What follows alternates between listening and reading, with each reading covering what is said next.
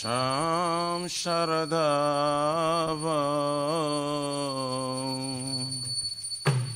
Nalalida Loka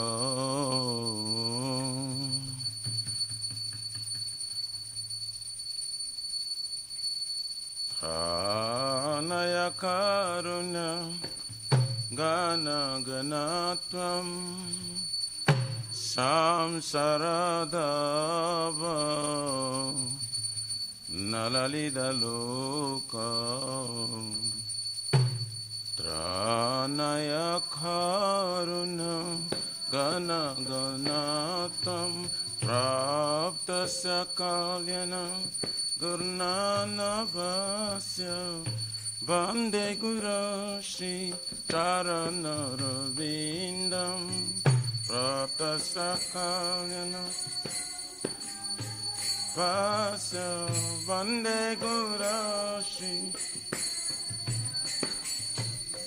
Vande Guru Shri Charana Ravindam Vande Guru Shri Charana Ravindam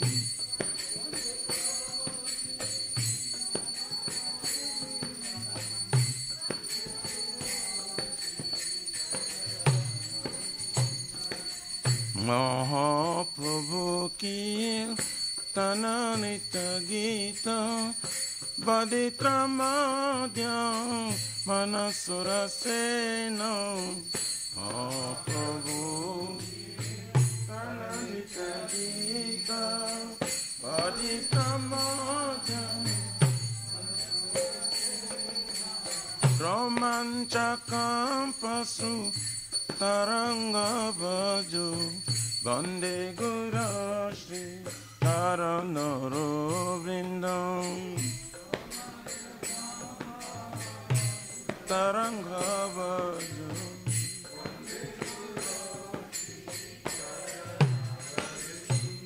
Shri Vigrahara Dana Nityanana Shringaratanama Niramajanado Shivinda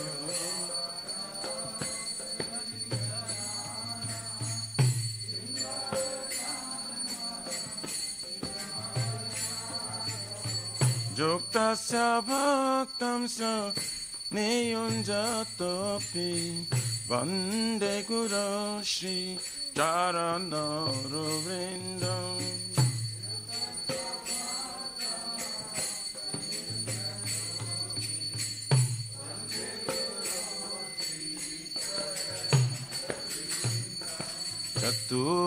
Chaturvidha Shri Bhagavat Prasado Apanatruptan Haribhakta Shanga Chaturvidha Shri Bhagavat Prasado Apanatruptan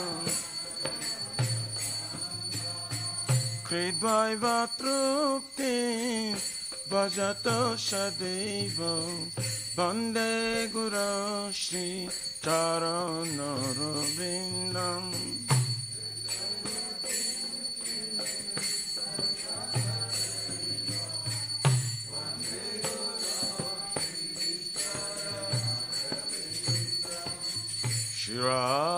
Shiradikama Vavayara Param Madhura Leela Gunarupanam Nam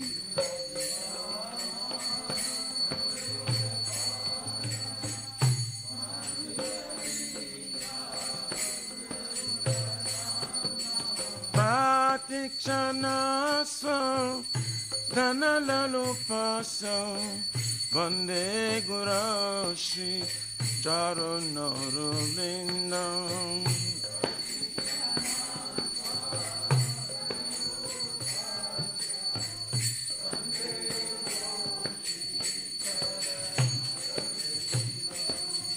Ne kunja yuno Ratikeli Siddhai Jajali Vere Jokte अपेक्षणीय निकुंज जोनो प्रतिकरिसी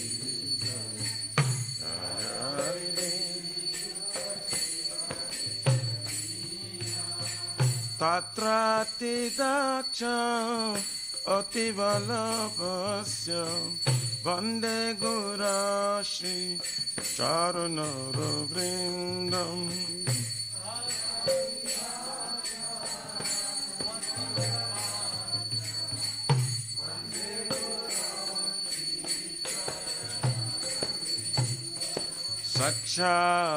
साक्षाद्धरित्वेन समस्तशास्त्रैः रुक्तास्तथाव यतैव साधुभिः साक्षाद्धरित्वेन समस्तशास्त्रैः रुक्तास्तथाव यतैव किन्तु प्रभोज प्रिय एव तस्य वन्दे गुराश्री चरणरविन्दम्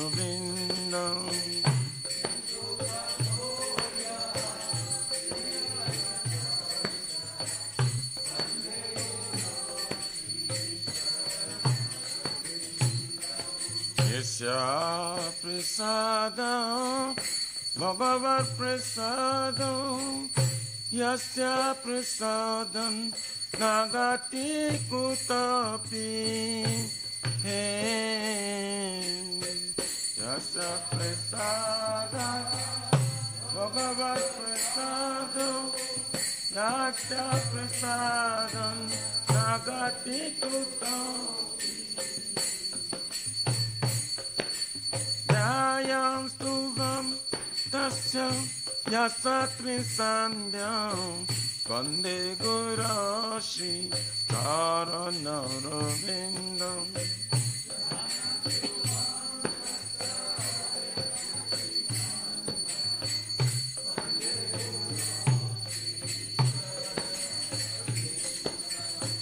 वन्दे गुराश्री चरणरविन्दम् वन्दे गुराश्री चरणरविन्दम्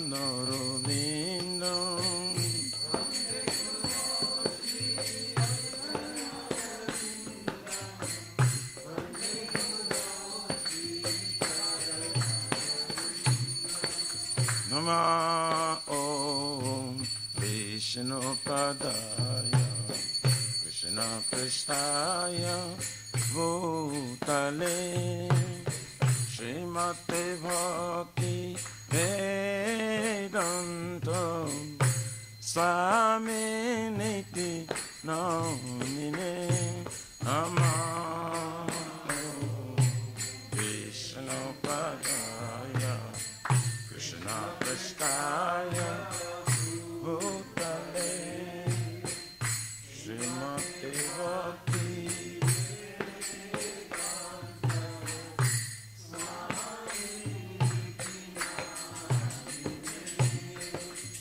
नमस्ते सरस्वती देवे गौरवाणी प्रचारिणे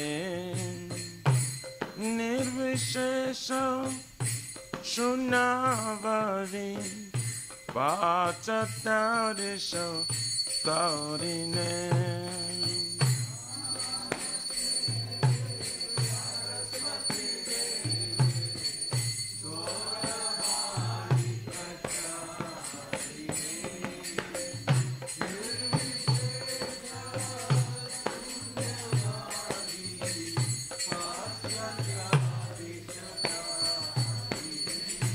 जय श्री कृष्ण चैतन्य प्रभु नित्यानंद श्री अद्वैत गदाधर शिवासादि गौर भक्तवृंद जय Shri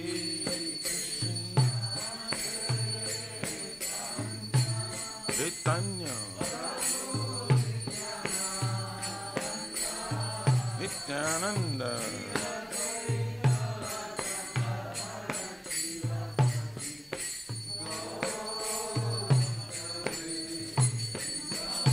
Jaya Shri Krishna Chaitanya Prabhu Nityananda Shri Advaita Gadadhar Shivasari Gaur Bhakta Vrinda Jaya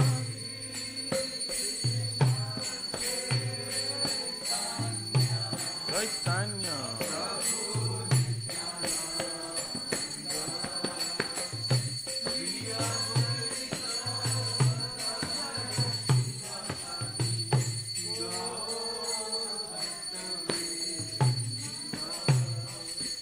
Gaura Bhakta Vrinda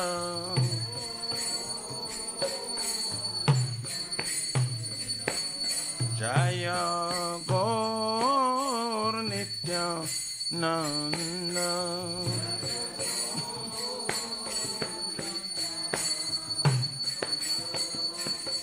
Hare Krishna Krishna Krishna Hare Hare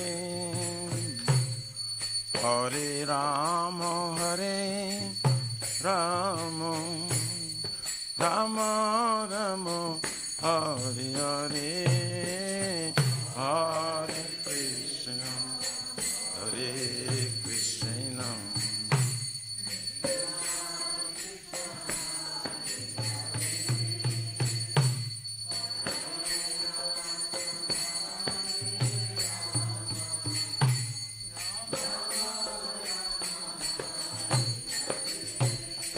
Hare Krishna, Hare Krishna, Krishna Krishna, Hare Hare, Hare Rama, Hare Rama, Rama Rama, Hare Hare.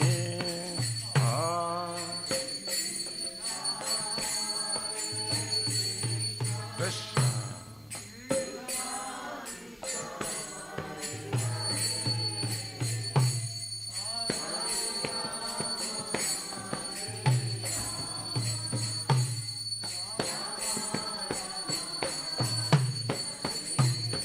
Hare Krishna,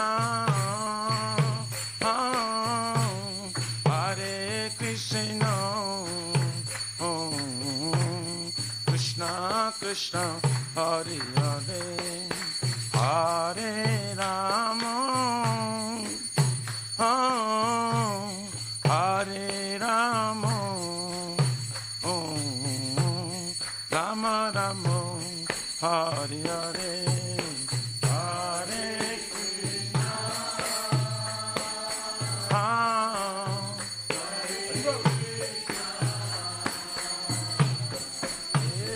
Krishna, Hare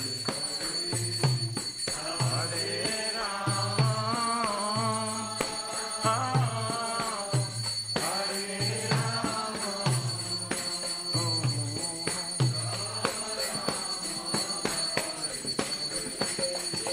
Hare Krishna, Hare Krishna, Krishna Krishna, Hare Hare.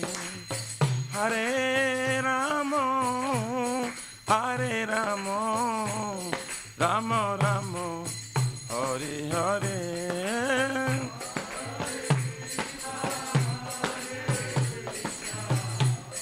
Krishna Krishna, Hare Hare, Hare Rama, Rama Rama, Hare Krishna, Krishna Krishna, Hare Hare, Hare Ram, Ram Ram, Hare Hare.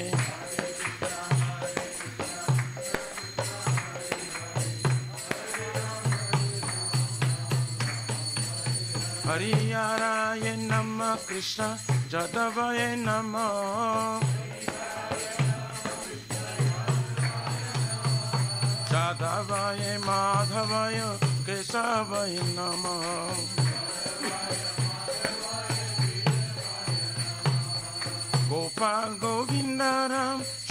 Madhusudan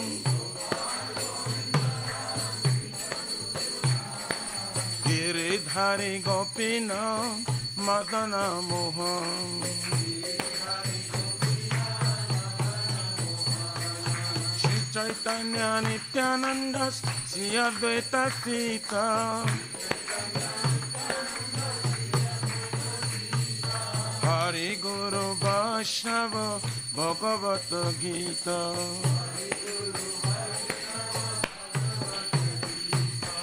Shri Rupa Sanatan Bhattaraguna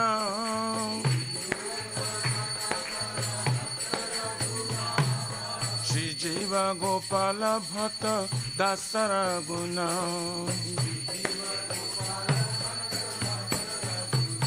Hare Krishna, Hare Krishna, Krishna Krishna, Hare Hare, Hare Rama, Hare Rama, Rama Rama, Hare Hare, Hare Krishna, Hare Krishna.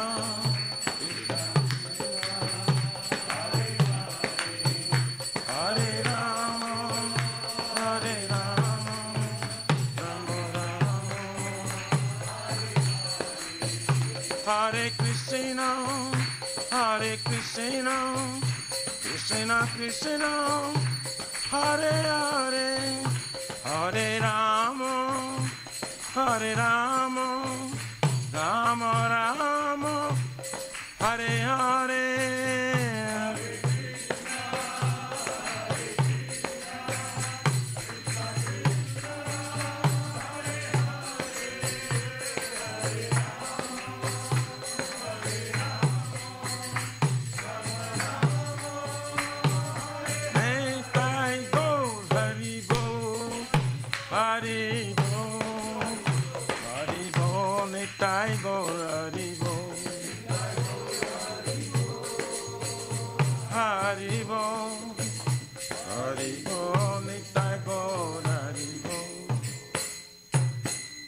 Jaya Vishnupar Paramhansa Prabhajagacharya Suttara Sarasi Shamar. His Divine Grace Abhocharavina Bhakti Vedanta Swami Maharaj Srila Prabhupada Ki Jai. ISKCON Pratishta Vibhiti Samstapakacharya Vaishnava Ceremony Patita Pavana Srila Prabhupada Ji Maharaj Ki Jai. Shri Gaurya Guru Varga Patita Udhari Ki Jai. Shri Rupa Sanatana Bhattara Gunata Shri Jiva Gopala Bhattara Das Saguna Sat Goswami Prabhu Ki Jai. Nama Acharya Srila Haridas Thakur Ji Ki Jai. Anant Kuri Vaishnavrendi Ki Jai. प्रेम से कहो श्री कृष्ण चैतन्य प्रभु नित्यानंद श्री अद्वैत गदाधर शिवसरि गौर भक्त वृंद की जय। जय परम दयाल से नित्यानंद प्रभु की जय। प्रेम नाम संकीर्तन का जनक प्रेम पुरुषोत्तम श्री सच्चिनंदन श्री कृष्ण चैतन्य महाप्रभु गौर हरि गौरंग महाप्रभु महाप्रणय अवतार की जय। गोलोकेर प्रमदान हरि नाम संकीर्तन यज्ञ की जय। जुग धर्म हरे कृष्ण महामंत्र की जय। बृहद निदांग ट्रांसलेंटल बुक डिस्ट्रीब्यूशन सेवा की जय। श्री राधा कृष्ण गोप गोपना राधा कुंज श्याम कुंज गिरिराज गोवर्धन की जय। श्री ब्रजभूमि वृंदावन मथुर धाम की जय। तेलोशिव श्री राधा नील माधव की जय। श्री मायापुर नवद्वीप एक चक्र धाम की जय।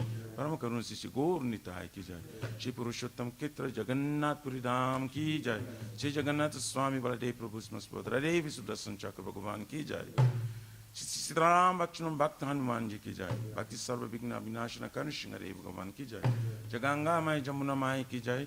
तुलसी महारानी वृंद देवी भक्ति देवी की जय। श्री मथुरा रानी की जय। समवेत भक्त वृंद की जय। निताय गौरी प्रमानंदे हरि बोल। All glory to the Son. All glory to the Son of the bodies. All glory to the Son of the bodies. All glories, all glories, all glories to Shri Guru Shri Guru Hari.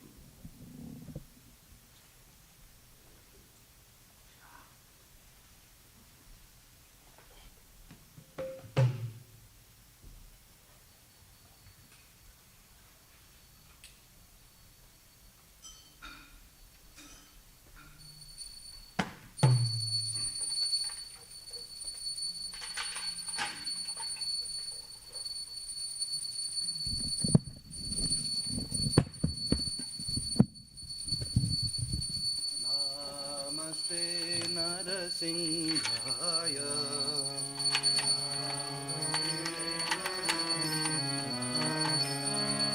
Namaste Narasimhaya.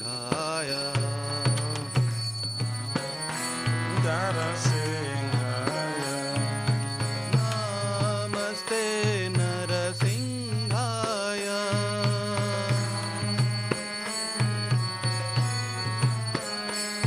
Pralada Lada Daine.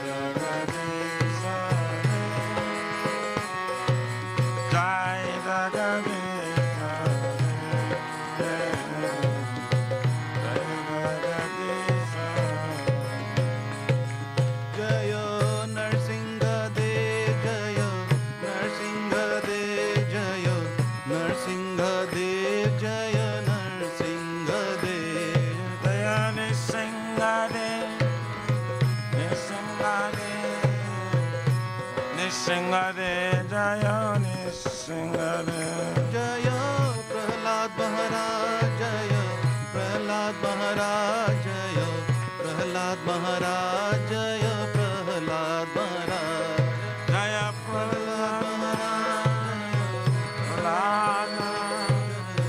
Prahlad Maharaj Jaya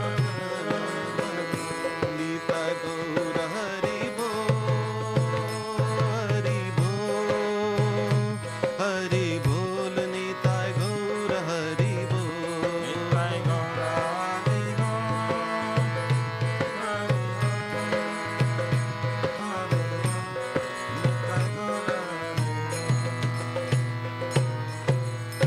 जय नृसिंहदेव भगवान की प्रहलाद महाराज की पाद की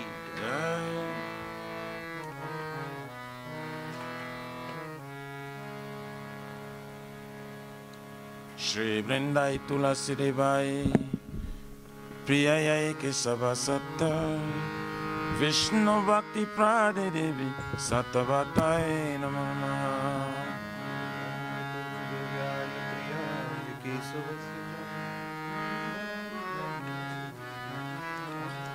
Vrindai Tulasi Devai Priyayai Kesava Satta Vishnu Bhakti Prade Devi Sattvatai Namah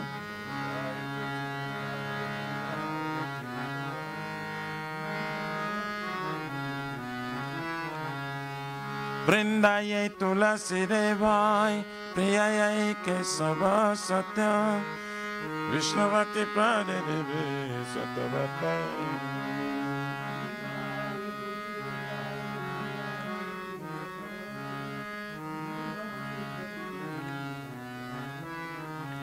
Srimati Tulasi Maharani Vrindadevi Ki Jai.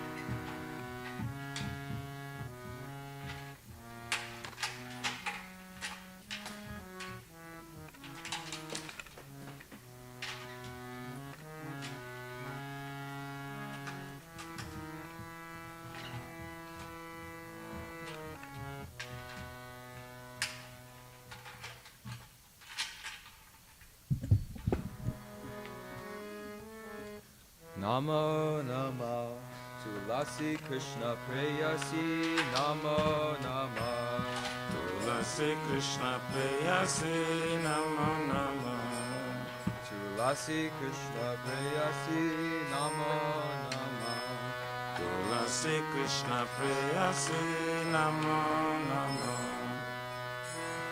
Radha Krishna Seva Pabo Eya Bilasi Radha Krishna Seva Prabhu Eya Bilasi Radha Krishna Seva Pabo Eya Bilasi Radha Krishna Seva Prabhu Eya Bilasi Shetomara Sharana Loy Tara Vancha Purna Tomara Sharanala Tarvancha Purna Kripa Kori Koro Tare Vrindavana Vasi Tumi Kripa Kori Kora Tare Vrindavana Vasi Morayeya Vilas Vilas Kunjayova Morayeya Vilas Vilas Kunjayova Nayane Bosada Jugala Ruparasi Aminayane Devasana Jugala Ruparasi Eini Vedana Daro Sakir Anugata Koro Eini Vedana Dana Sakirayanu Gata Koro Seva Dikara Diye Koro Nijadasi Sevaya de Karadi Koroni Jada Tina Krishna Krishna dase koi eye namora hoy. Krishna Krishna dase koi eye namora. Shri Radha Govinda preme sada ye nabasi. Shri Radha Govinda preme sada ye nabasi. Shri Radha Govinda preme sada ye nabasi. Shri Radha Govinda preme sada ye nabasi. Yani kani cha papani brahmatyati kani cha tani tani pranashanti pradakshina pare pare. Janika Vishapapani Brahmayatani Kanisha Tane Tane Pranasanti Pradakshina Pade Pade. Yani kani cha papani brahmatyati kani cha tani tani pranashanti pradakshina pade pade. Janikani Sapapani Brahmatadi Ganesha Tane Tane Pranasanti Pradakshina Pade Pade. Yani kani cha papani brahmatyati kani cha tani tani pranashanti pradakshina pade pade.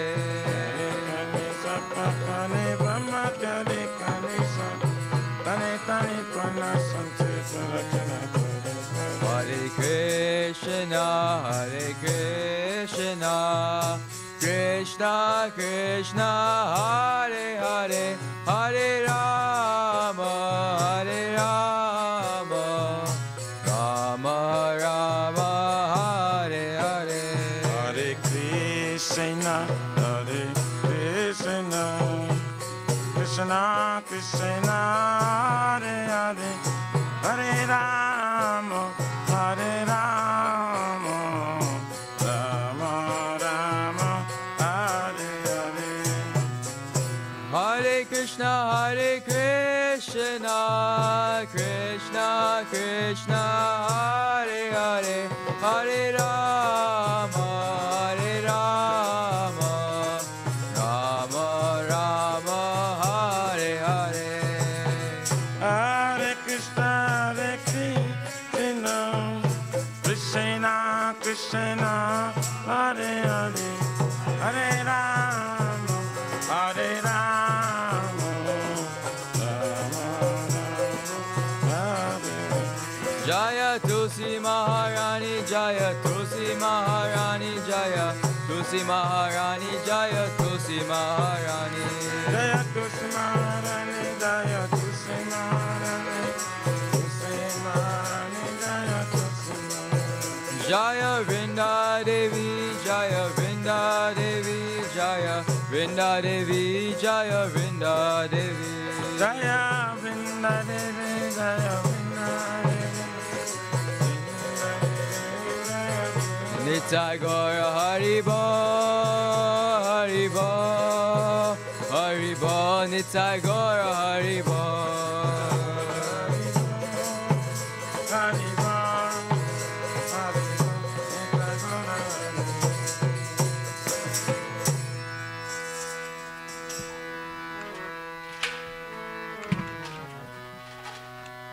Shri Vrindai Tulasi Devai Priyayai Kesava Satya Vishnu Bhakti Prade Devi Satavatai Namo Namah.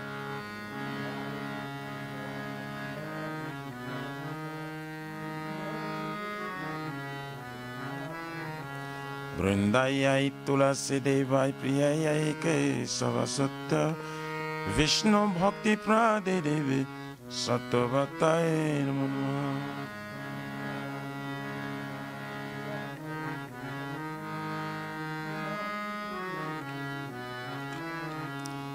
Vrindayai Tulasi Devai, Priyayai Keshava Satya, Vishnu Bhakti Pradebe Satavatai.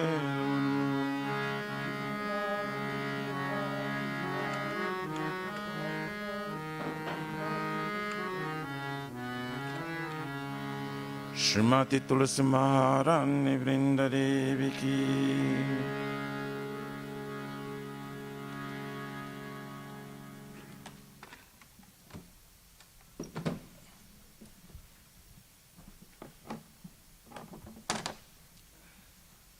O Tulasi, beloved Krishna, I bow before you again and again. My desire to obtain the service of Shri Radha and Krishna. Whoever takes shelter of you as wishes fulfilled, bestow your mercy upon him, you make him resident of Vrindavan. My desire is that you also give me a residence and pleasure groves of Sri Vrindavan Dham. Thus within my vision, I will always behold the beautiful pastimes of Radha and Krishna. I beg you to make me a follower with damsels of Raj. Please give me the privilege of devotional service and make me your own servant. This very fallen and lowly servant Krishna prays. May I always swim in love with Shri Radha and Gopi. Srimati Tulsi Maharani Vrindari.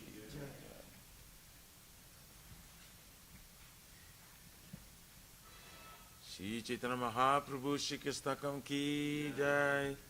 Chaito Darpanam Majanam Brahmadavagnirvapanam Shri Yakari Vachandika Vittaranam Vidyavadu Jivanam Ananda Buddhivarkanam Pratipadam Purnamritaswaranam Sarvatmasnapanam Param Vijayate Shri Krishna Sankirtanam Nam Namakaya Bhavda Vijita Savashakti Tatra Pitaya Mudda Smarani Nakara Itadushi Kavakaya Bhavamanohati Uddaiva Midrishani Arjunina Nuraga Narapi Sunicha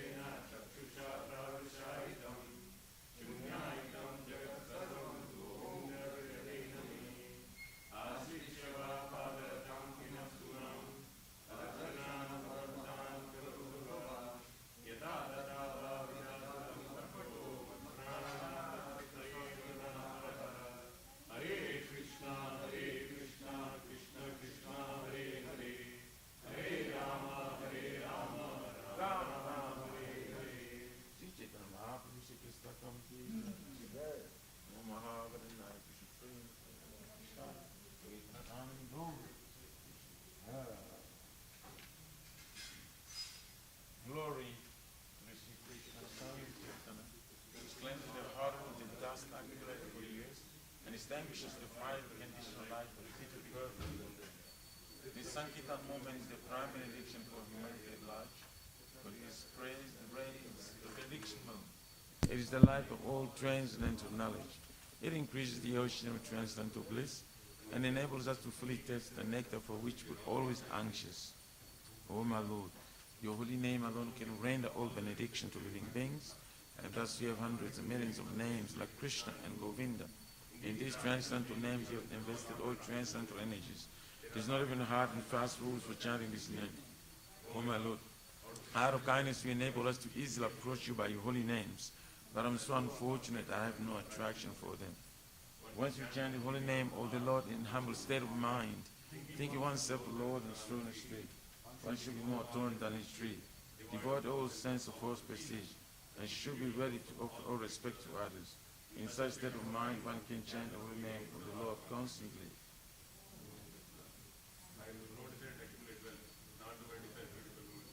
And we are one in number of followers. I only want your cause the devotional service, birth after birth. O Son of Maharaj Nanda Krishna, I am your eternal servitor. Yet somehow or other I am fallen in this ocean of birth and death. Please pick me up from this ocean of death and place me as one of the atoms at your lotus feet. O my Lord, when will my eyes will be decorated with tears of love, flowing constantly when I change holy name? When will my voice choke up? And will the hairs on my body stand on the end of the recitation? O Govinda, feeling your separation and consuming moment you like 12 years or more. Tears are flowing from my eyes like torrents of rain, and I am feeling all vacant in the world in your absence. I know no one but Krishna as my Lord, and should remain so, even if someone does me rapidly by his embrace, or makes me broken-hearted by not being present before me. He is completely free to do anything and everything. He is always in my worship of Lord, unconditionally. Shri Shri Shri Kastakam Ki Jai.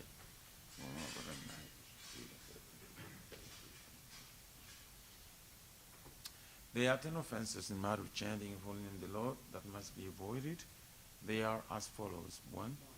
Unless we avoid it, dedicate life to propagation of holy name of the Lord. 2. Consider names of demigods, the Lord Shiva, Lord Brahman, to be equal to, independent of the name of Lord Vishnu. 3. To disobey the orders of the spiritual master. 4. Blaspheme Vedic literature or literature of the sons of Vedic version. 5.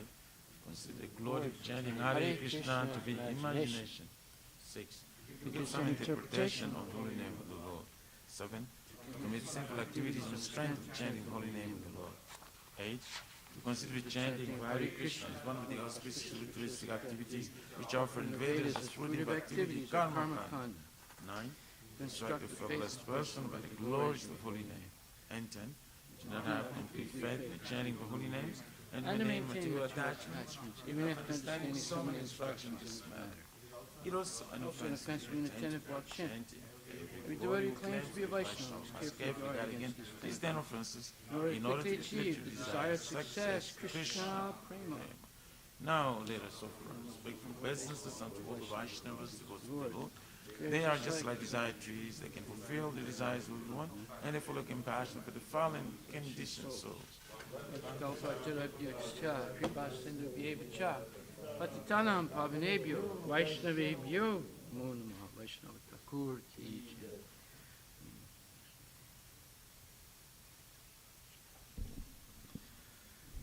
Om Namo Bhagavate Vasudevaya. Om Namo Bhagavate Vasudevaya. Janmad Yasya Yato Niviyad Itaratas Chartesu Avigyaswara. Janmadyasya Yatambaya Ritaratas Chatir Swavigyaswara. Tene Brahma Hridaya Adhikavaye Muyanti Atsuraya. Tenne Brahma Hridaya Adhikavaye Mujanti Suraya. Tejo Varimadam Yata Vinimayo Yatra Trisargo Misha. Tejo Varimrida Jata Vinimayo Jatra Trisargo Misha. Damna Svena Sada Nirasta Kuhakam Satyam Param Dimahi. Damna Svena Sada Nirasta Kuhakam Satyam Param Dimahi. O my Lord, Shri Krishna, son of Vasudeva. O my Lord, Shri Krishna, son of Vasudeva. O all-pervading personality of Godhead. O all-pervading personality of God. Offer my respectful obeisances unto you. I offer my respectful obeisance unto you. I meditate upon Lord Shri Krishna because he is the absolute truth. I meditate upon Lord Krishna because he is the absolute truth. And the primeval cause of all causes. And the primeval cause of all causes. Of the creation, sustenance, and destruction of the manifested universes. Of the creation, sustenance, and destruction of the manifested universes. He is directly and indirectly conscious of all manifestations. He is directly and indirectly conscious of all manifestations. And he's independent because there's no other cause beyond him. And he is independent because there is no other cause beyond him. It is he only who first imparted the Vedic knowledge unto the heart of Brahmaji. It is he only who first imparted the Vedic knowledge unto the heart of Brahmaji. The original living being. The original living being. By him, even the great sages and demigods are placed into illusion. By him, even the great sages and demigods are placed into As illusion. one is bewildered by the illusory representations As one is bewildered by the illusory representation of water seen on fire or land seen on water. Water seen the fire, land seen the water. Only because of him do the material universes Only because of him do the material universes. temporarily manifested by the reactions of the three modes of nature. Temporarily manifested by the reaction of the three modes of nature. Appear factual, although they are unreal. Appear factual, although they are unreal. I therefore meditate upon him, Lord Shri Krishna, I therefore meditate upon him, Lord Shri Krishna, who is eternally existent in the transcendental abode, who is eternally existent in the transcendental which is world, forever free from the illusory representations in the material world. which is forever free from the illusory representation of I material world. meditate upon him, for he is the absolute truth. I meditate upon him, for he is the absolute truth. Dharma Prajita Kaitravotcha Dharma Prujita Kaitavutra Paramo Nirmatsaranam Satam Paramo Nirmasharanam Satam Vedyam Vastavam Atravastu Vedyam Vastavam Astravastu Shivadam Tapa Trayon Mulanam Shivadam Taputrayamulanam Shrimad Bhagavate Mahamuni Krite Shrimad Bhagavate Mahamuni Kimva Purir Ishwaraha Kimva Peririshvara Sadyor Hidi Avarudyate Tra Sadyarudya Varudyatitra Kriti Bihi Sususubhistakshanat. Kritibhi Shushushuvitakyana. Completely rejecting all religious activities which are materially motivated. Completely rejecting all religious activities to material motivated. This Bhagavata Purana propounds the highest truth, This Bhagavad Purana propounds the highest truth, which is understandable by those devotees who are fully pure in heart. which is understandable by those devotees who are fully pure in their heart. The highest truth is reality distinguished from illusion for the welfare of all. The highest truth, their reality distinguished from illusion for the welfare of Such all. truth uproots the threefold miseries. Such truth uproots the twofold miseries. This beautiful Bhagavatam, compiled by the great sage Vyasadeva in his maturity, This beautiful Bhagavatam compiled by the great sage Vyasadeva in maturity. is sufficient in itself for God realization. It's sufficient itself for God realization. What is the need of any other scripture? What is the need of the other scripture? As soon as one attentively and submissively hears the message of Bhagavatam, As soon as one attentively and submissively hears the message of Bhagavatam, by this culture of knowledge, by this culture of the knowledge, Supreme Lord is established within his heart. the Supreme Lord is established within his heart. Nigama kalpatarur galitam phalam, Nigama kalpatoro galitam salam. sukamukad amrita dravya samyutam, Shuka mukad amrita drava sangitam. ibata bhagavatam rasam alayam, Dibata bhagavatam vasamalayam. muhur aho raska bhuvibhavakaha. Mur horasika bhuvibabu. O expert and thoughtful men, relish Srimad Bhagavatam, O expert and thoughtful men, relish Srimad the Bhagavatam. mature fruit of the desired true Vedic literatures. The mature fruit, the desired tree of Vedic literature. It emanated from the lips of Shri Sukadev Goswami. It emanated from the lips of Shukadev Goswami. Therefore, this fruit has become even more tasteful. Therefore, this fruit has become even more tasteful. Although its nectarian juice was already relishable for all, Although its nectarian juice was already relishable for all, including liberated souls. including liberated souls. Shinvatam Swakata Krishna, Sambhatam Swakata Krishna. Punya Shravana Kirtana, Punya Shravana Kirtana. Hridyantak Stohi Abhadrani, Vidyantasto Hiyabadrani. Vidunati Sritsatam. Vidunati Suritsatam. To hear about Krishna from Vedic literatures, To hear about Krishna from the Vedic literature, or to hear from him directly through the Bhagavad Gita, or to hear from him directly through the Bhagavad is Gita, a self-righteous activity. it is self-righteous activity. And for one who hears about Krishna, And for one who hears about Lord Krishna, Krishna is dwelling in everyone's heart, Lord Krishna is dwelling within acts everyone's as a best wishing friend, heart, acts as the best wishing friend, and purifies a devotee who constantly engages in hearing of him. and purifies the devotee who constantly engaged in hearing from him. Nastapresu abhadresu Nasta prayeshva bhadreshu nityam bhagavata sevaya nityang bhagavata sevaya bhagavati utamasloke bhagavati uttama shloke bhaktir bhavati naistaki. bhakti bhavati nastiki. In this way, a devotee naturally develops his dormant transcendental knowledge. In this way, the devotee naturally develops his dharma and transcends knowledge. As he hears more about Krishna from the Bhagavatam As he hears more about Krishna from the and from the Bhagavatam and devotees, from the devotees, he becomes fixed in the devotional service of the Lord. he becomes fixed in devotional service to the Lord. Tadarajastamo bhava Tadarajastamo bhava kamalobha dayaschaye kamalobhadayasya cheta etar anavitam cheta itar anavidam from sattve prasidati. stitam sarve prasidati. By development of devotional service, By development of devotional service, one becomes fixed, and one becomes freed from the modes of passion and ignorance. one becomes freed from the mode of passion of ignorance. And thus material lusts and avarice are diminished. And thus material lust and avarice are diminished.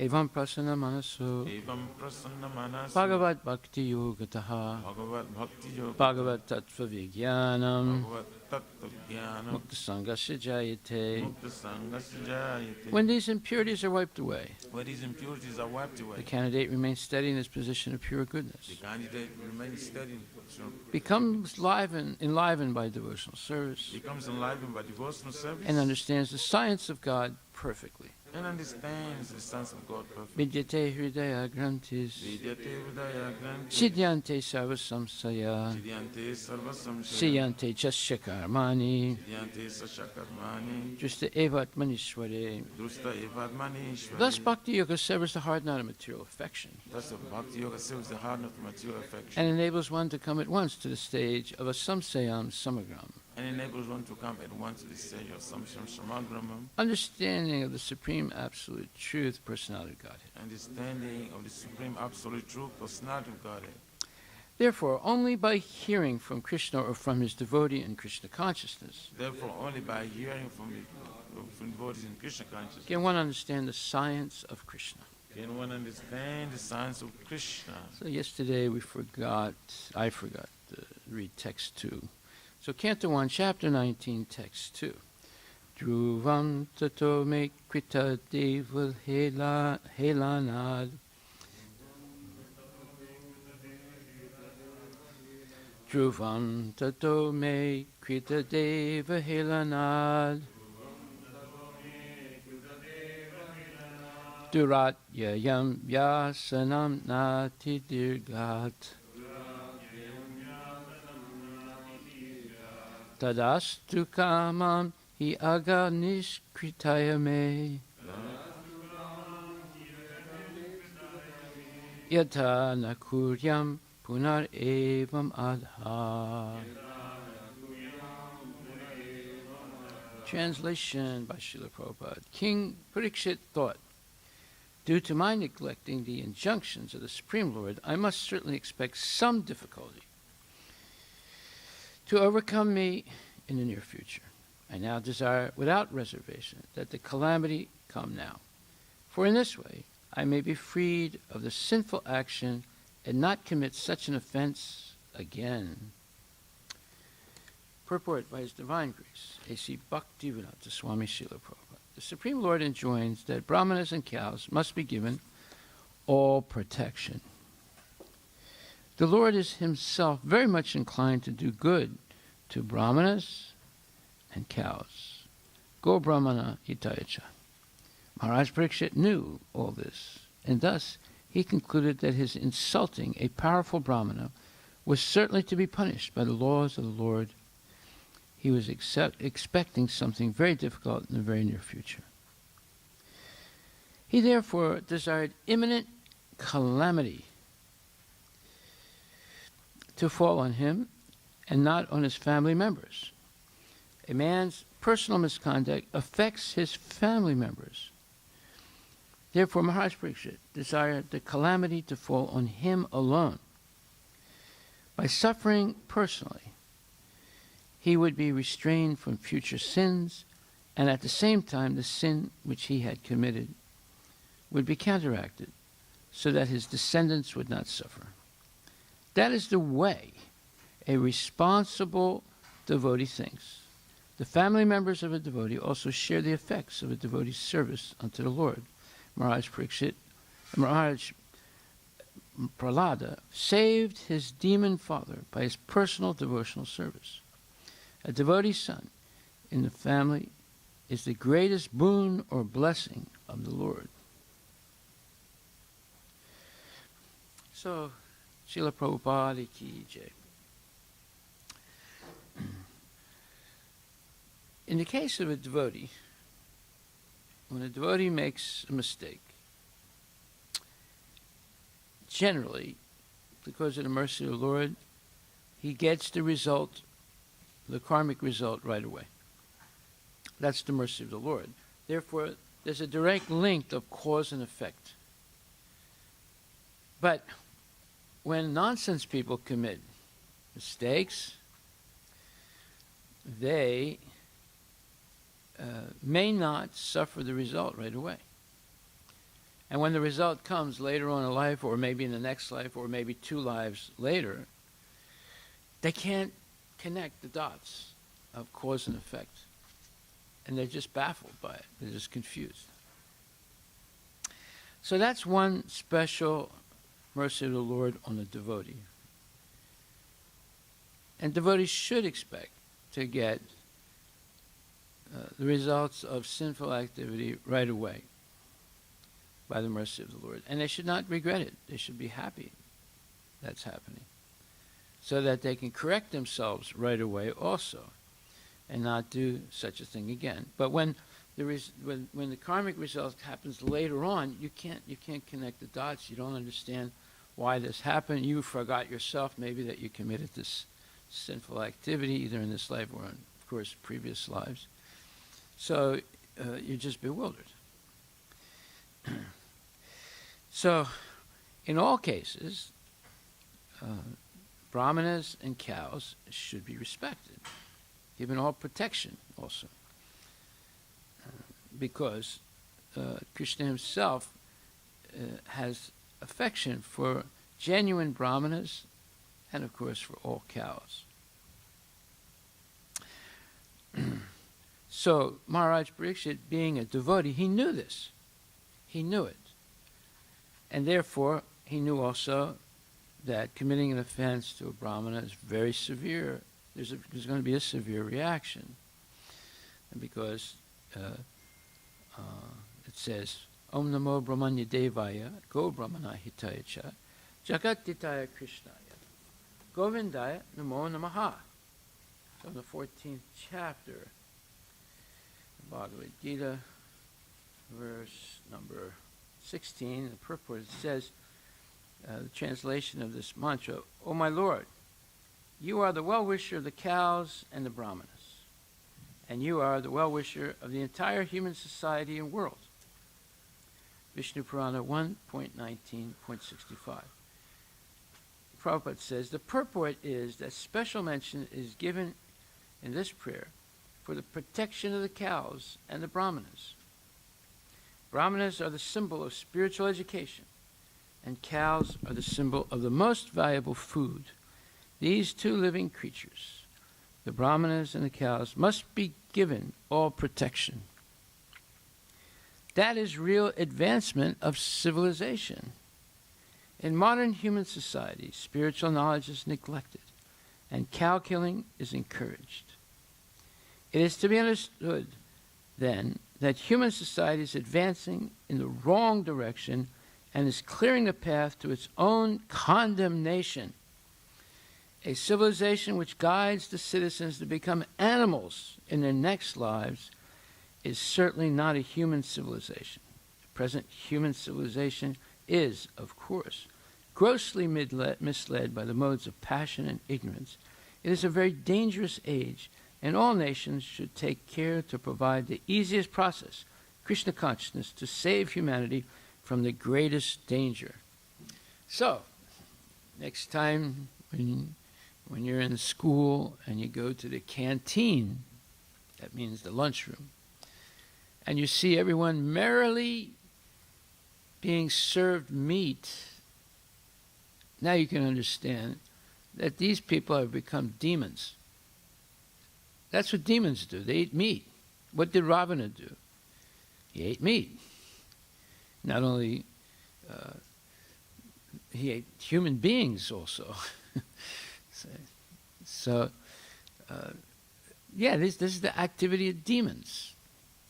The so-called Christians and the so-called Muslims and the so-called Hindus and the so-called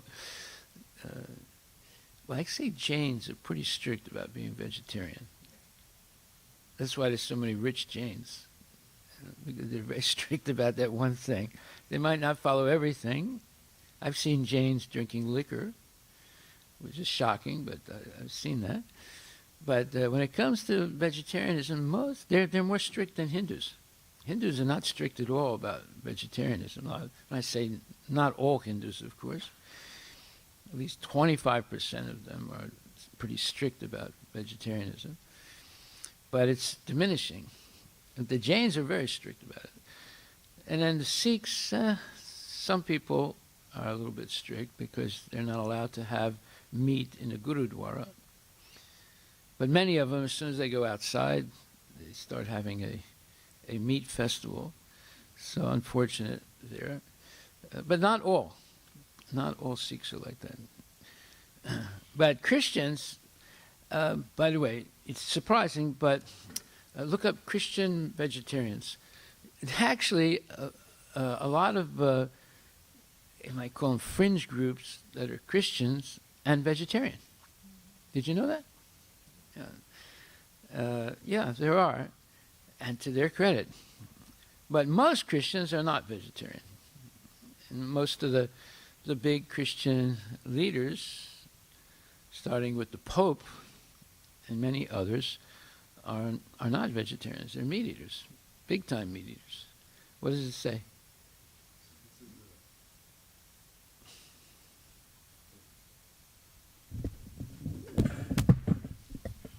So this is in the Wikipedia, Christian vegetarianism.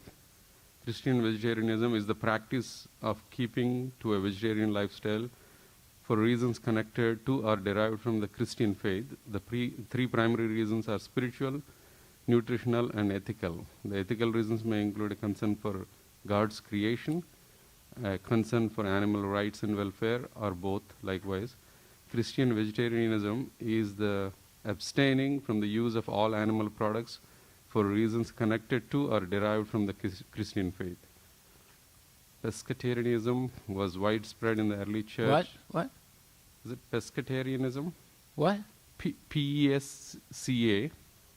T-A. P-E-S-C-A. Pescatarianism. Yeah.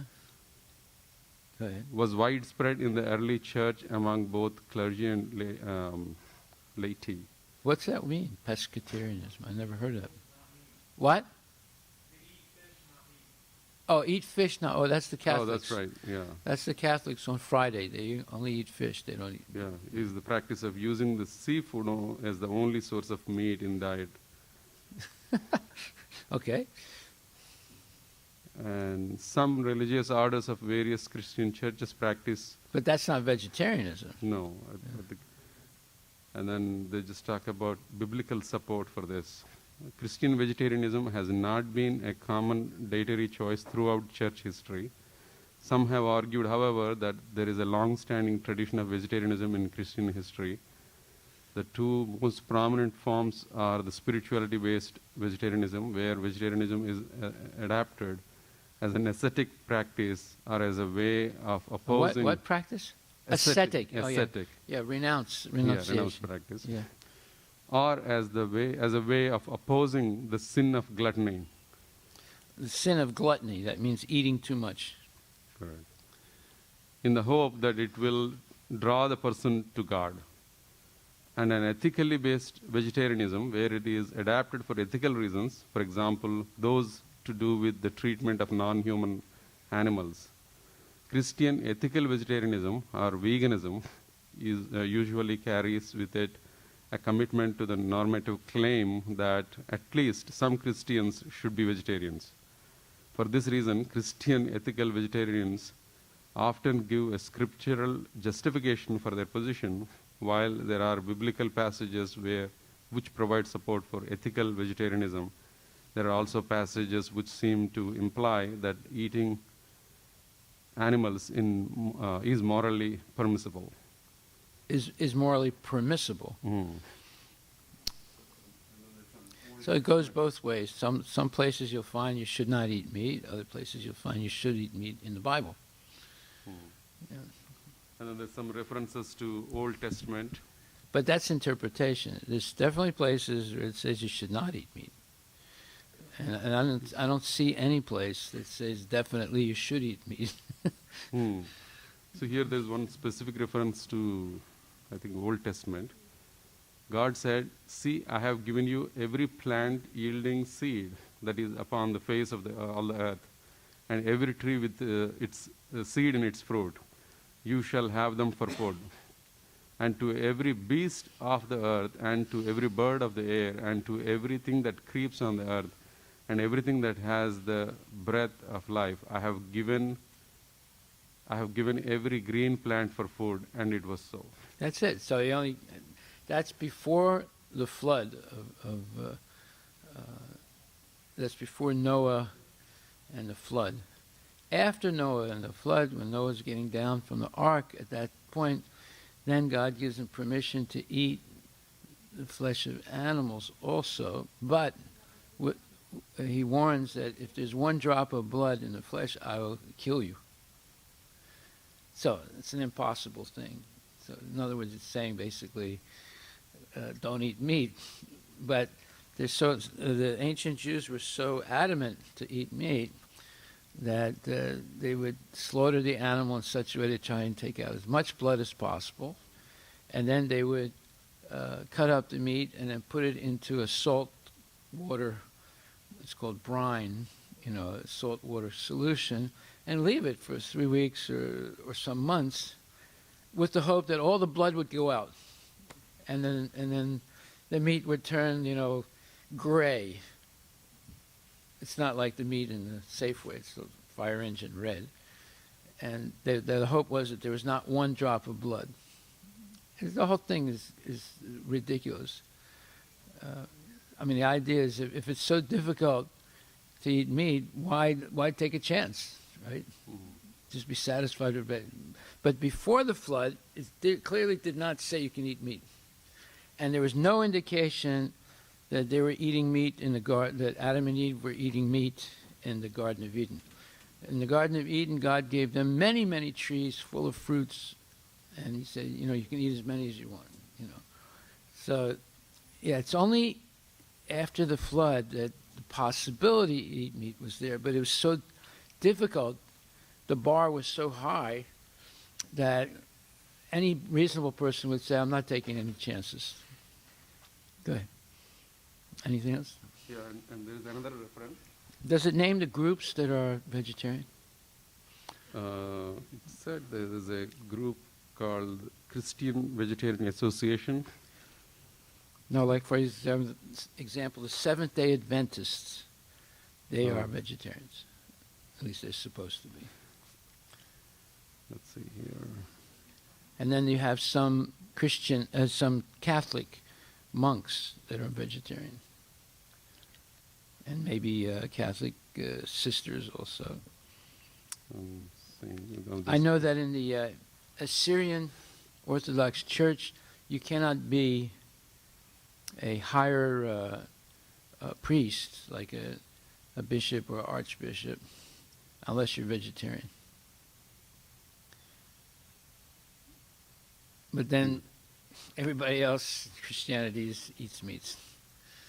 This is a very, very long, there's a lot of references. And then I think, here maybe the churches and movements. Here it talks about the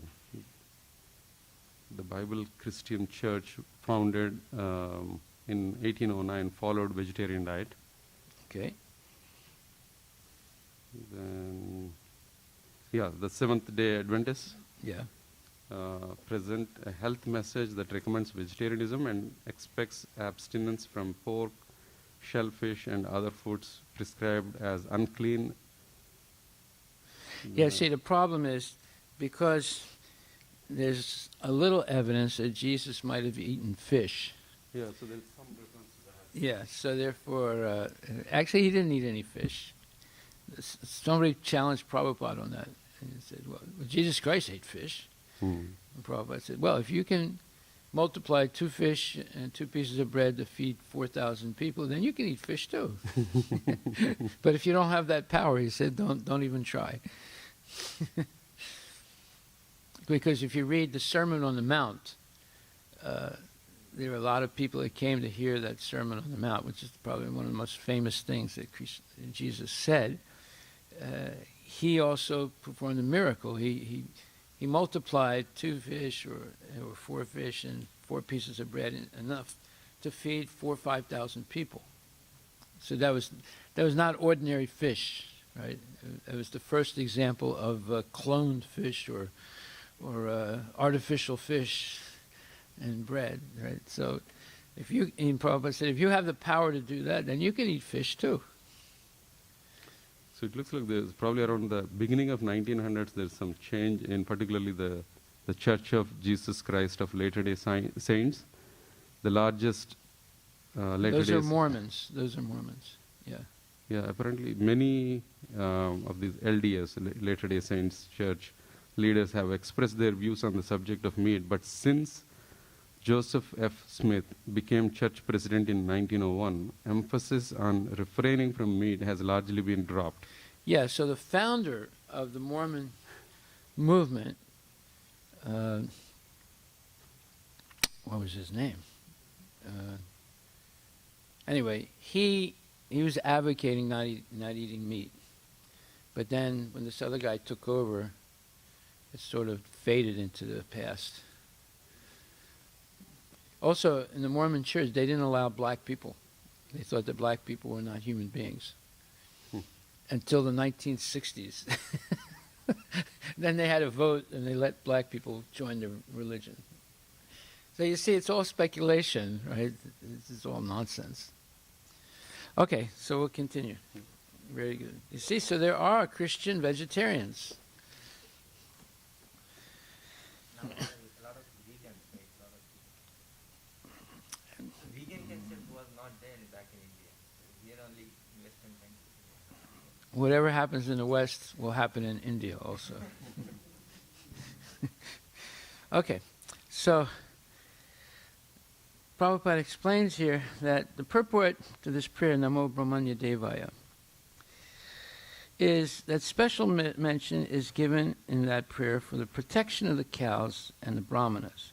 Brahmanas are the symbol of spiritual education, and cows are the symbol of the most valuable food. That means milk. These two living creatures, the brahmanas and the cows, must be given all protection. That is real advancement of civilization. In modern human society, spiritual knowledge is neglected, and cow killing is encouraged. It is to be understood, then, that human society is advancing in the wrong direction and is clearing the path to its own condemnation. A civilization which guides the citizens to become animals in their next lives is certainly not a human civilization. The present human civilization is, of course, grossly misled by the modes of passion and ignorance. It is a very dangerous age, and all nations should take care to provide the easiest process, Krishna consciousness, to save humanity from the greatest danger. So we see that the present society that we live in, whether it's India or the United States or Europe or Australia or wherever you go, Japan, China, North Pole, South Pole, everyone's become a demon. They're eating meat and they think it's normal to eat meat. And they more or less, not everyone, but most people avoid spiritual knowledge. They think it's not going to help their career. Say, so why waste their time studying these things? It's just better to study, JavaScript or something like that. Help your career. So therefore, we see that there's a real problem today, and obviously, there's so many problems in society all over the world. And people are suffering, they're in anxiety, and they're fearful. So therefore, it's very important that we take Krishna consciousness very seriously. So Prabhupada says, Maharaj Pariksit knew all this, that if one insults a brahmana or harms a cow, he knew that this is a very bad thing is going to happen. And thus he concluded that his insulting a powerful brahmana was certainly to be punished by the laws of the Lord. And he was expecting something very difficult in the very near future. He therefore desired the imminent calamity to fall on him. Now, the imminent meaning he wanted the reaction to happen right away, right? So that he wouldn't even dare do a thing like this again. Right? So when you get a reaction right away, then you're very conscious that, look, I did this, and this happened right away, that means there's a connection between the two, right? And I have to be very careful not to do this again. But if you get away with it for years and years and years, then you think, I'm proud that I did that. And I'll do it again, right? So he therefore desired imminent calamity to fall on him and not on his family members. Now that's another point. Whatever happens to the leader of the family, so in some cases, some cultures, the women are the leaders. It's called maternal patriarchy. And in other places, the men are the leaders, and that's called a paternal hierarchy. So, but whoever the leader is, if they make mistakes, then their family also suffers. Right? And if the leader, like the king, if he permits sinful activity to go on in his country, then he gets 1/6 of the karmic reaction of all those sinful acts, which can crush a person. And of course, if the king is pious, and he also teaches his subjects to be pious, then he gets good results from that. Right? So, the same thing with the father or the mother of a family. If they teach their kids to steal and lie and things like that, or if they let them do it and not correct them, then they get the karmic reactions. So therefore, Maharaj Parikshit desired the calamity to fall on him alone. He didn't want his family members to suffer. By suffering personally, he would be restrained from future sins. So see, this is the point. Suffering is not necessarily a bad thing. It's a remedial measure. Krishna corrects us in two ways. One way, through suffering.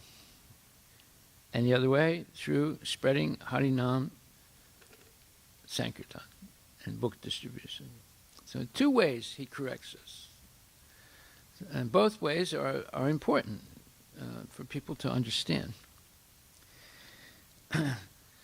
That is the way a responsible devotee thinks. Let me suffer. Why should my family suffer? And I'll take all the suffering on my own head. Why should it be shared with my family? And I'll accept it right away. The family members of a devotee also share the effects of a devotee's service unto the Lord. So if he acts piously, then it also affects the family. They get punya. Maharaj Prahlada saved his demon father by his personal devotional service. A devotee son in the family is the greatest boon or blessing of the Lord. It can be a devotee son, it can be a devotee daughter, but it's the greatest blessing of the Lord to have such a devotee in the family. So this is a very important point to learn today. And then I wanted to discuss something else that's related to this, and that is Prahlad Maharaj in the 7th canto, 9th chapter, 16th verse says, he's praying to Lord Nrsingadev. He's not just speaking, he's praying, right? He says, O most powerful, insurmountable Lord, you are kind to the fallen souls. I have been put into the association of demons as a result of my activities, and therefore I am very much afraid of my condition of life within this material world. When will that moment come when you will call me to the shelter of your lotus feet, which are the ultimate goal for liberation from conditional life? Now this is a prayer. In fact, we should repeat this prayer ourselves. We don't have to make any prayers up. These are perfect prayers with no mistakes in them. And Prabhupada explains, being in the material world is certainly miserable. But certainly, when one is put into the association of asuras or atheistic men, it is intolerably so. So already the material world is miserable, but if you're associating with asuras and demons, it's intolerable. You can't stand it. It makes you crazy. One may ask, why the living entity is put into the material world. And Prabhupada says, sometimes foolish people deride the Lord for having put them here. Actually, in other words, they blame God. They say, it's his fault that I was born in this family. It's his fault that my uncle beat me up, or my uncle did this to me, or that. It's his fault that, I was born with this color skin, or this thing, or that thing. They blame God for all these things. However, Prabhupada says, actually, everyone is put into conditional life according to his karma. That's what it said in this verse. It says, Badha swa karma bir usattama te angri mulam.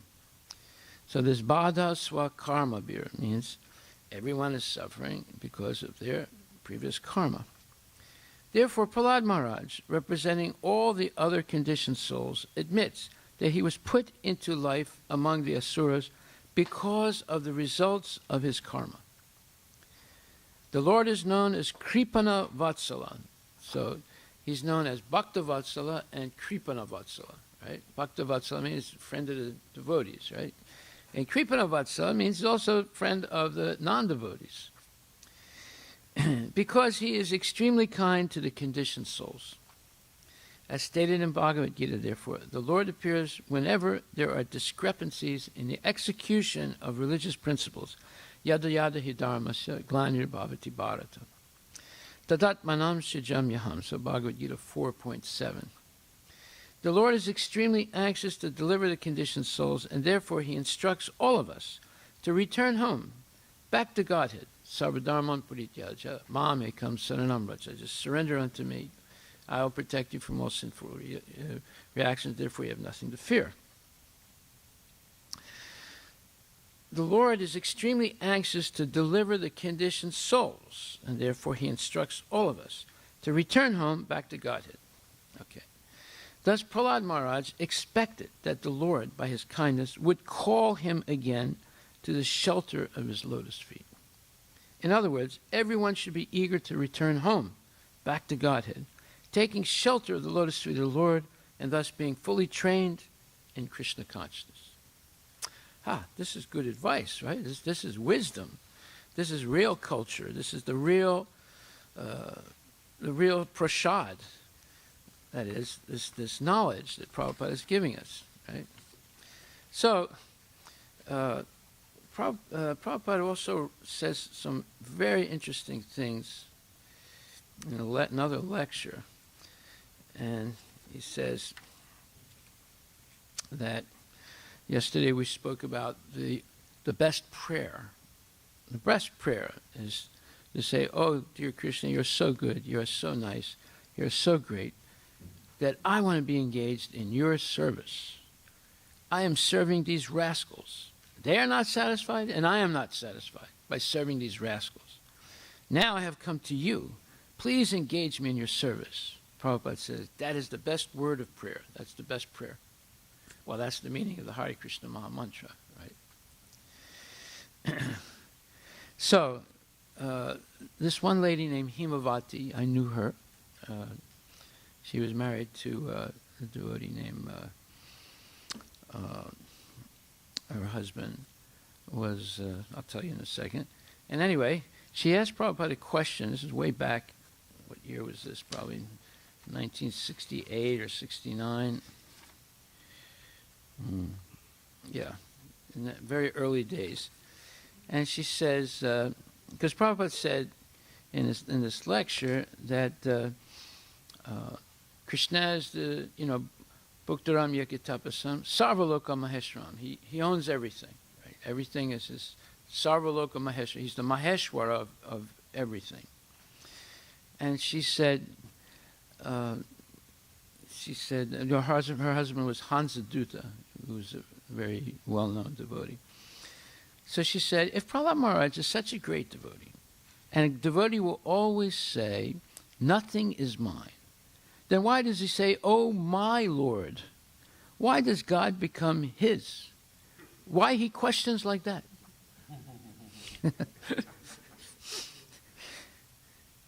And Prabhupada said, do you mean that one should say nothing?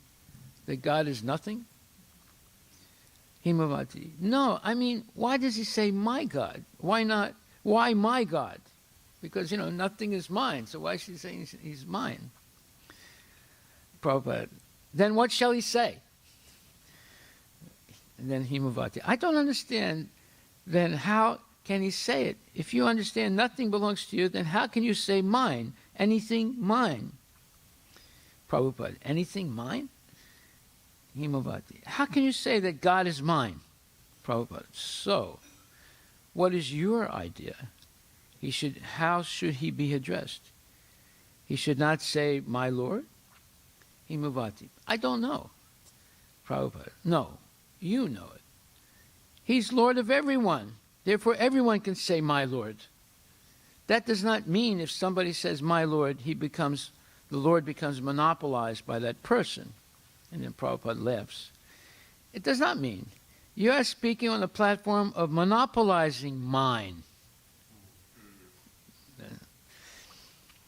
But God is never monopolized. He's everyone's. So everyone has the right to say, my God, my Lord.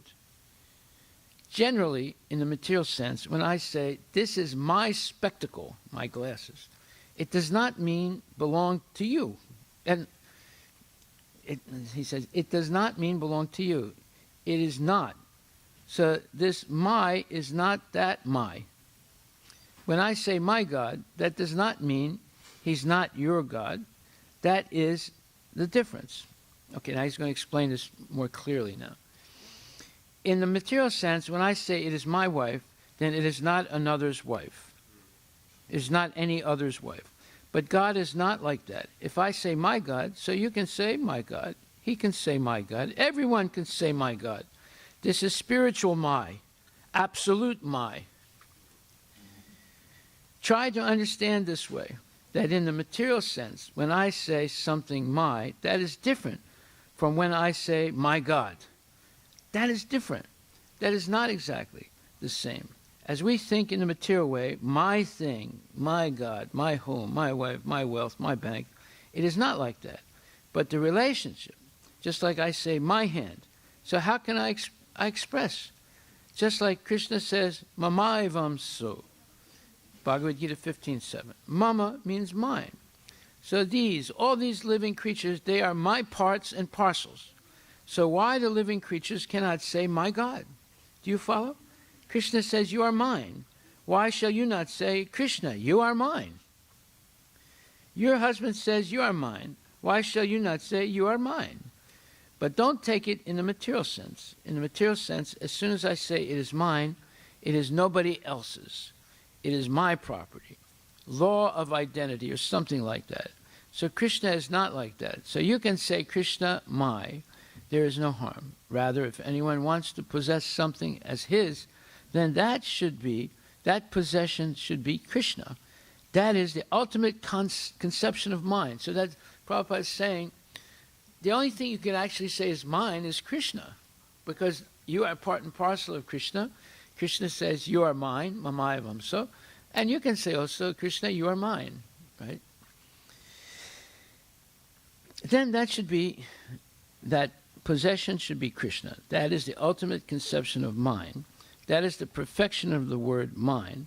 So it is quite nice, quite fit to say, Te sute mai, in the Bhagavad Gita. He is mine and I am his.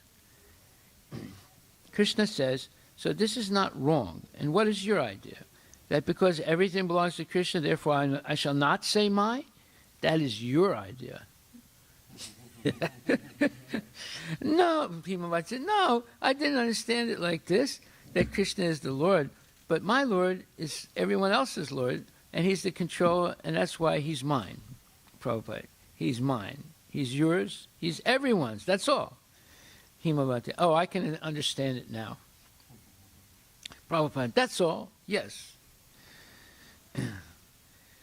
Then another lady named Rukmini, who's, Himavati died, but Rukmini is still around, is a very prominent devotee. She says, how does one feel so far away from you when you are not here? Prabhupada, What is that? I did not follow. Rukmini, I feel so far away. Prabhupada, what is she saying? Rukmini, I feel so far away from you, when you are not here. And then one devotee says, she's saying she feels so far away from you when you are not here. Prabhupada, oh, that you should not think. The words, there are two conceptions, the physical conception and the vibration conception. So physical conception is temporary. The vibration conception is eternal. Just like we are enjoying or we are relishing the vibration of Krishna's teachings, meaning Bhagavad Gita. So by vibration, he is present. As soon as we chant Hare Krishna or chant Bhagavad Gita or Bhagavata, so he is present immediately by his vibration. He's absolute. Therefore, try to remember his words of instruction. You'll not feel separation. You'll feel that he is with you. So we should associate by the vibration and not by the physical presence. That is real association. Sabdat anavritti. This is a sutra from the Vedanta Sutra, that the absolute truth is understood through sound vibration. By sound, just like we are touching Krishna immediately, by sound vibration. So we should give more stress on the sound vibration, either of Krishna or of the spiritual master. Then we'll feel happy and no separation. When Krishna departed from this world, at that time Arjuna was overwhelmed with sorrow, and he began to remember the instruction of Bhagavad Gita. So we read that already in the first canto. You'll find in the Srimad Bhagavatam, then he was pacified. He immediately began to remember the teachings which were taught to him in the battlefield of Kurukshetra, and he was pacified. He was his constant friend. So when Krishna went to his abode, he was feeling overwhelmed, but he began to remember his Krishna's teaching. So whenever we shall feel separation, the best thing is to remember the teachings. Then it will be very nice. Is that clear? Yes? So you can chant Hare Krishna. So I thought you'd like to hear that. There's very interesting questions asked to Prabhupada and very wonderful answers. But then to go back to what we're discussing, so what's very important is to understand karmana daivanetchena jantur dehopapati. Bhagavad Gita 3, Srimad Bhagavatam 3:31:1. That the body is manufactured within the womb of the mother. The mother may be a pig, or it might be a human being, it might be a mosquito, right? The seed is given by the father, and the body is given by the mother. And what does this all do to? It's called samsara chakra kada. What is samsara chakra kada? Well, it's the opposite of, samsara chakra means the wheel of birth and death, or the process of birth, death, and rebirth. Right? So all of us are caught at this moment in the samsara chakra. And the whole purpose of Krishna consciousness is to get free of this samsara chakra and be able to go back to Godhead, where we came from originally and where we belong. And this is the goal of the whole process of Vedic civilization, and especially devotional service, is how to avoid this samsara chakra karana, this repeated birth and death. So, and education means to be able to get out of this process of samsara chakra kadana. So, are they teaching this anywhere? No, nobody's teaching this. The only place you can hear this clearly is in Krishna consciousness. They have it somewhat, a little bit in Christianity, somewhat a little bit in Islam and Judaism and Sikhism.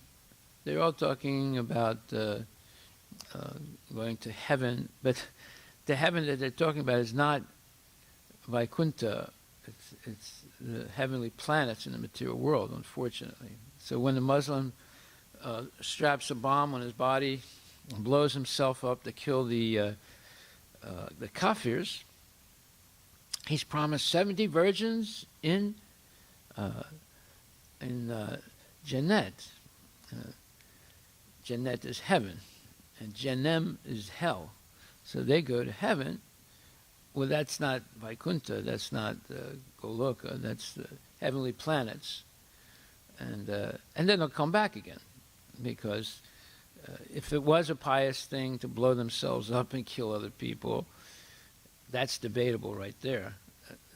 I don't consider it a pious thing when you kill people who are not armed and they don't even know that you're walking around with a bomb strapped to your belly. It's different than fighting on a battlefield with equally qualified soldiers.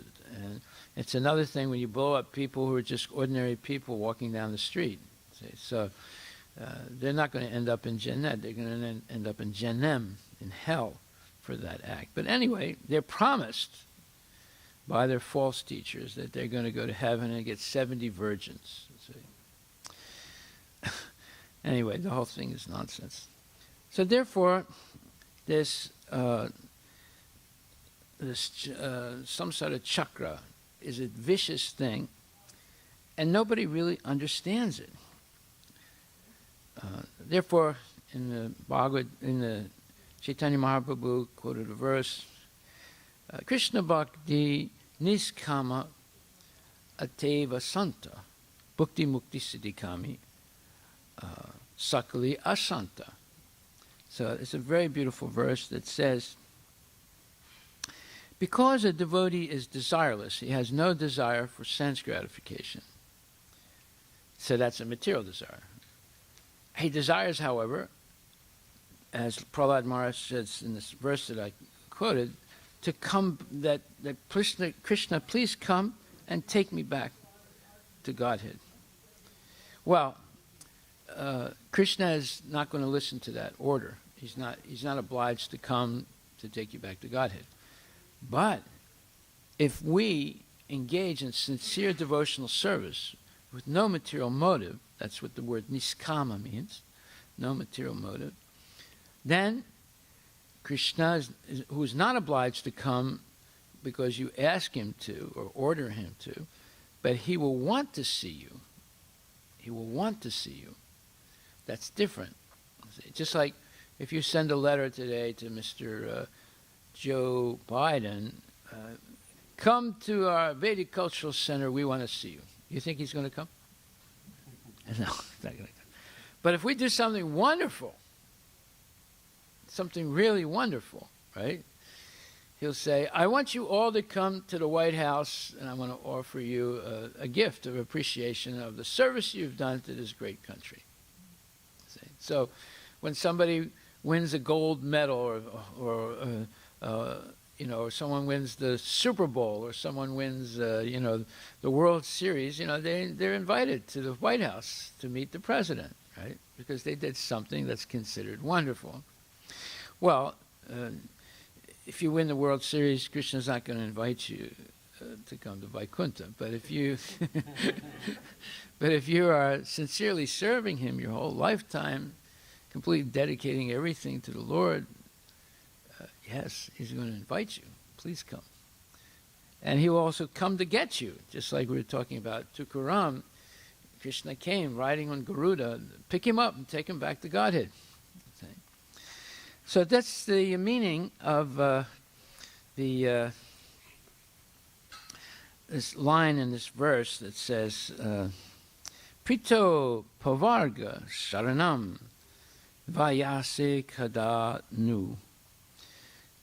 So this is Bhagavad Gita, Srimad Bhagavatam 7:9-16. Krishna is saying that Nadanam, Krishna, the devotee is saying, Nadanam najanam nasundarim kavitam va jagadisha kamaye mama janmani janmani sri bhavatat bhakti rahaituki twai. I don't want any amount of wealth, I don't want any victims for my sense gratification, and actually, I don't want anything except to always be engaged in your service. Birth after birth, I don't want liberation either. So, therefore, the devotee doesn't aspire for being born in a very rich family or getting a very nice wife or a very nice husband and controlling power.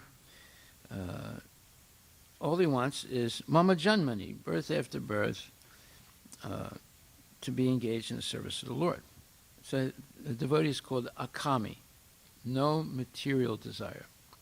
That doesn't preclude the spiritual desire, but no material desire. So Prabhupada says the devotee has no desire to fulfill. Therefore, Chaitanya Charitamrita says that Krishna Bhakti Niskama Ateva Santa. So because a devotee is desireless, he is peaceful. However, Bhukti Mukti Siddhikami Akali Asanta, but a person who has some desire to achieve, like the sense gratifier, or the one who's seeking liberation, or the one who wants to achieve the yoga siddhis and have tremendous power, all these people are therefore lusty, and they can't be peaceful. And we see that. It's like Durvasa Muni was a great yogi, and he had perfected most of the yogic, if not all the yogic perfections. But he was not peaceful. He wanted to ruin Maharaj Ambarish. So you can't say that he was peaceful. You can't say that Brahma is peaceful. You can't say that Shiva is peaceful. But you can say that Vishnu is peaceful. How do we know that? Because one devotee was asked to determine which of the three murtis is actually God. And he tested Lord Brahma, who was his father. He tested Lord Shiva, who was his brother. Both of them failed the test. And he tested Lord Vishnu by jumping up on his chest, where Lakshmi Devi herself rests her head, and stamped on his chest. And that the impression of his feet are still there on the chest of Lord Vishnu. And Lord Vishnu looked at him with a completely serene smile and said, "Oh, my dear Brahmana, I am going to apologize to you. Your feet are so soft and gentle, and my chest is so hard. I'm so sorry that if I've hurt your feet." And then he jumped off and bowed down to the Lord, gave his dandavats. He realized the Lord is the Supreme Personality of Godhead. He's completely peaceful. He has no rancor, no vengeance, nothing. And he regretted what he did. So, and then he came back to the Devatas and said, well, there's no doubt that Vishnu is the Supreme Personality of Godhead. This happened in ancient times, and still today people are can't figure out who's the Supreme Personality of Godhead. They say,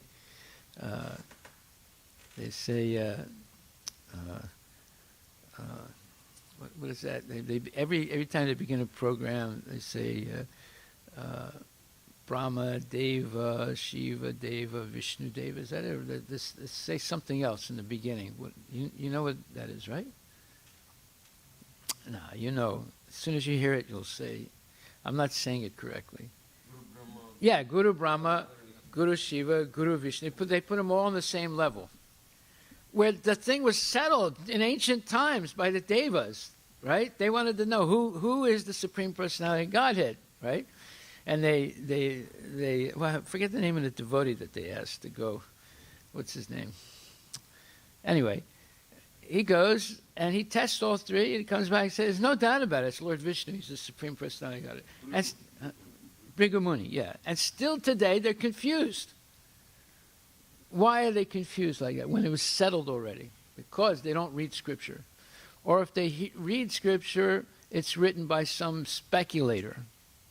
Or if they hear a lecture, the lecture is given by a speculator. And therefore, they commit this sacrilegious statements, putting them all on the same level. It's an insult to Lord Vishnu or Krishna to be put on the same level as the demigods. Say. So this is the sad state, Guru Brahma, Guru Shiva, Guru Vishnu. No, that's not right. There's only one Guru. That's Lord Krishna, the supreme Guru. And Brahma and Shiva are his servants. But they're exalted, much more exalted than all the other jivas. But still, they are the servants. And Brahma says, Ishwara Parama Krishna, Satchitananda Vigraha. So it's very clear. And Shiva also says in his incarnation as Sankaracharya, Narayana Parovyaktat. Lord Narayana is transcendental to this whole material nature. So that's what Bhrigu Muni determined millions of years ago. Still people are confused. It just shows you how stupid the educational system is, even amongst the so-called brahmanas that are teaching this wrong instruction, and all the Carnatic singer gurus, teachers, they always start every program with Guru Brahma, Guru Shiva, Guru Vishnu. You see? So this is the problem. Even these young kids today are being misled. They don't understand who is the Supreme Personality of Godhead. Therefore, Prahlad Maharaj says, Prito Pavarga Saranam Vayase Kadunu. My Lord, you are the Apavarga Saranam. So we have the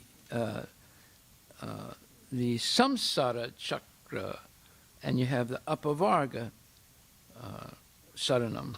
So the samsara chakra means being caught in the cycle of birth and death, and the